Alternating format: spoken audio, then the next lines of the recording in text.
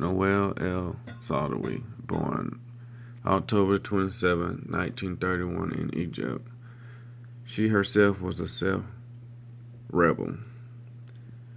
Even so, though, she was an author, a public health speaker, a doctor, and a women's rights activist.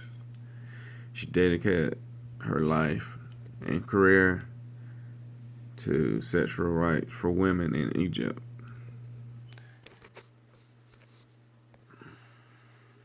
One of 9 of kids of her parents. Each one of them was given a chance to get education from the university, which she took advantage of. In her professional career, she went to medical school and graduated and got her MD. After graduation, she worked as a doctor in her hometown and became the director of the Egyptian Ministry of Public Health in 1966. Then she went on to receive her master's in public health from the Columbia University and founded Health Magazine and became its chief editor. While working as a doctor, she took notes on women's physical and psychological issues. And all this led up to her first book, Women and Sex, which she published in 1972, which didn't go too well with the government. And they found it very disturbing. And with this, she lost her job at Ministry of Health and Health Journal. This didn't stop her as she continued on to do research on women. And her next step would be to check out on women inmates, which inspired her to write the book, Woman at Point Zero. This itself was a very interesting book that I read. From the beginning to the end, I really enjoyed it.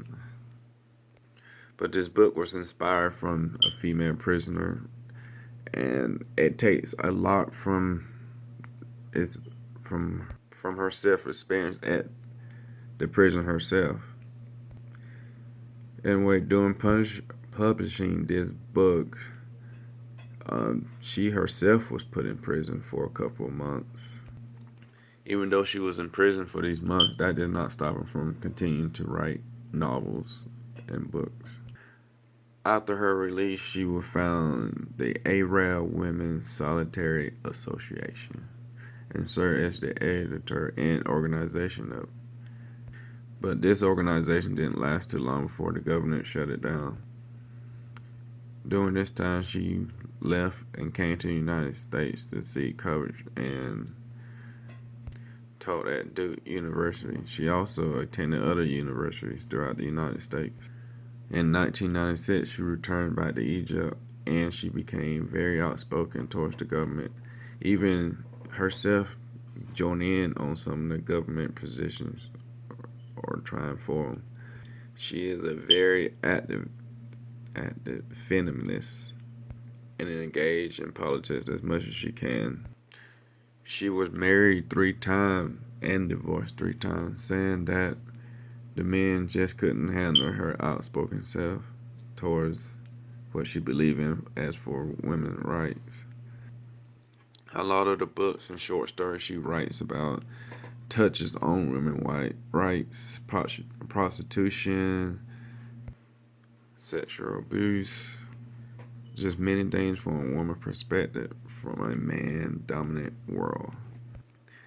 Some of her works include Woman and Sex, The Fall of M.M., Woman at Point Zero, In Camera, Love in the Kingdom of Oil, The Thread in the Wall, The Hidden Face of Eve, Women in the Arab World, and the list goes on. So to touch more on her short story, In Camera, I like to talk more on the father's point of view in that short story. Fathers are portrayed as the head of house, the leader, the one who provides. So a lot is expected from the man, especially in this culture, as in man basically just rule. So for him to act the way he does is kind of out of ordinary. Seeing her up there, he just is in pain. And he talks about what she goes through, but he also saying that he shares her pain. And as he sits there, he hears them start clapping, which makes him clap. He went on thinking that, hey, look, I need to stand up and be part of this heroism and get some of the reward. He thinks that he deserved it because he went through the pain, but he didn't feel what she felt. He didn't get tormented. He didn't get raped. He didn't go through all she went through. But he don't see it that way. To me, he's only thinking of himself and what he can get out of it. So he tries to build up the courage to stand up for that moment and say, hey, I'm the father. That's my child. But he never stands up.